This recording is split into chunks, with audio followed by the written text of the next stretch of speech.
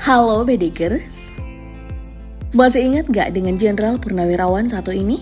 Namanya Suroyo Bimantoro. Mantan Kapolri yang dianggap cukup dekat dengan Megawati Soekarno Putri ini memang begitu lekat diingatan, sebab dirinya pernah terlibat konflik dengan Presiden keempat Abdurrahman Wahid alias Gus Dur. Dan seperti apa kisah dan perjalanan karirnya hingga saat ini? Mari kita bongkar. Jenderal Polisi Purnawirawan Detrandes Suroyo Bimantoro adalah pria asal Gombong, Kebumen, Jawa Tengah yang diketahui memiliki perjalanan karir yang menonjol di kepolisian pada medio 1980-an hingga 2001. Dari sejumlah catatan, Suroyo diketahui memulai semuanya saat dirinya lulus dari Akademi Kepolisian 1970-an. Dari situ dia ditugaskan sebagai anggota Samapta di Polda Metro Jaya. Kendati cukup lama berjuang, hingga kurang lebih 15 tahun lamanya, karir Suroyo pada akhirnya mulai menunjukkan peningkatan saat dirinya menduduki jabatan sebagai Kapolres pada 1985 hingga 1986 di Jakarta Utara dan Jakarta Barat. Tak lama berselang pada medio 1990-an, dia akhirnya bisa menembus lingkar atas kepolisian sebab beberapa kali menjadi asisten Kapolri. Kedekatan itu tentu berdampak dan membawa keuntungan bagi karirnya. Di mana pada 1997 Suroyo Bimantoro akhirnya mendapat jabatan sebagai Kepala Kepolisian Daerah di Bali. Tak lama berselang, tepatnya ketika Kapolri Jenderal Rusman Hadi dihadapkan dengan kasus peledakan Gedung Bursa Efek Jakarta dan diisukan akan diganti, nama Suroyo mencuat sebagai pengganti Rusman Hadi sebagai Kapolri. Terlebih kasus peledakan Gedung Bursa Efek juga sukses ditanganinya. Suroyo dalam kurun waktu tak begitu lama justru sukses menangkap pelaku peledakan Gedung Bursa Efek Jakarta tersebut dan menuai pujian dari banyak kalangan.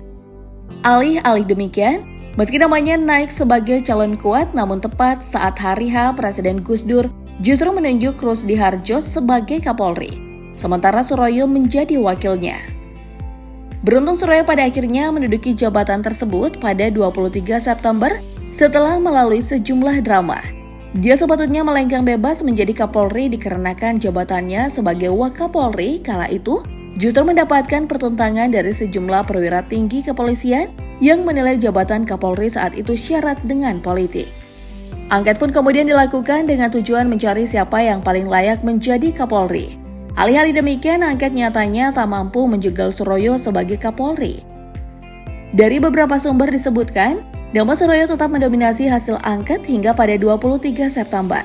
Suroyo resmi dilantik sebagai Kapolri menggantikan Rusdi Hardjo yang memasuki masa pensiun.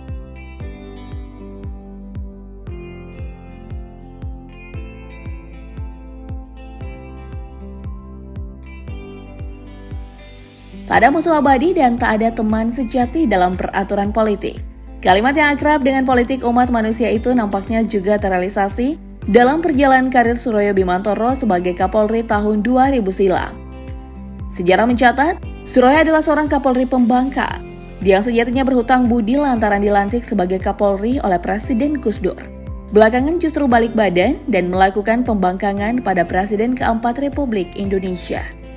Dikutip dari berbagai sumber, Suroyo adalah salah satu jenderal kepolisian yang pernah terlibat perang dingin dengan Presiden Gus Dur.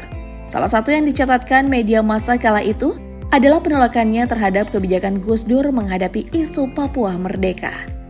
Kala itu Gus Dur memang melakukan pendekatan berbeda dengan orang-orang Papua yang menuntut merdeka.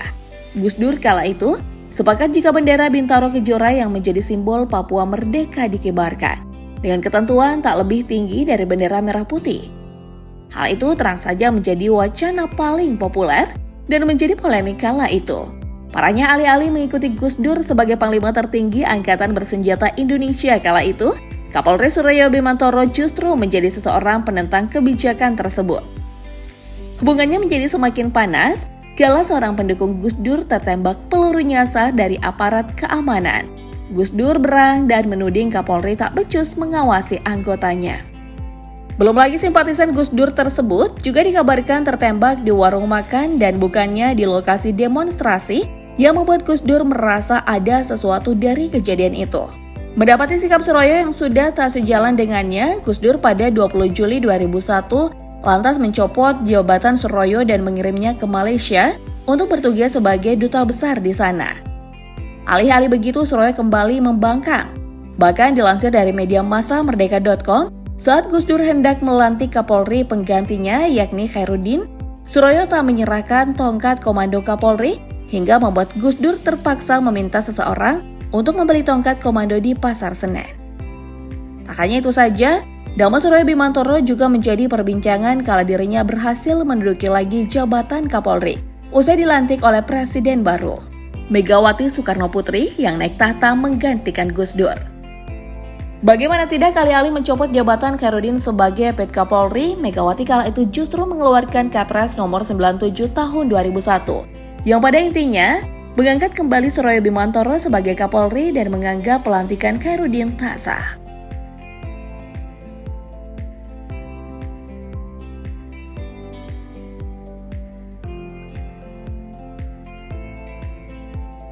Di tengah lika-liku karirnya, Suroyo Bimantoro pada akhirnya menutup karir kepolisiannya dengan sangat baik pada November 2001. Meski predikat Jenderal Pembangkang melekat pada namanya, namun Suroyo Bimantoro sukses mencatatkan dirinya sebagai seorang polisi yang karirnya ditutup dalam jabatan paling bergengsi. Pada 28 November 2021, setelah mencicipi jabatan Kapolri selama 14 bulan, Suroyo pada akhirnya bebas tugas dan melepas seragamnya dan resmi berstatus purnawirawan.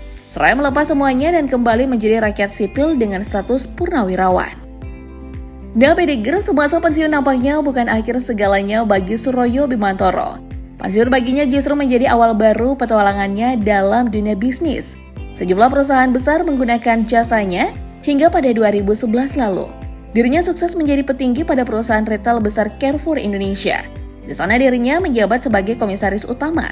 Tak hanya itu, dia juga dilaporkan menjadi salah satu komisaris Transmedia termasuk Detik.com bersama-sama dengan Khairul Tanjung. Hal itu memang tak mustahil, terlebih Suroyo juga merupakan salah satu dari deretan mantan Kapolri yang memiliki harta kekayaan yang fantastis di masanya.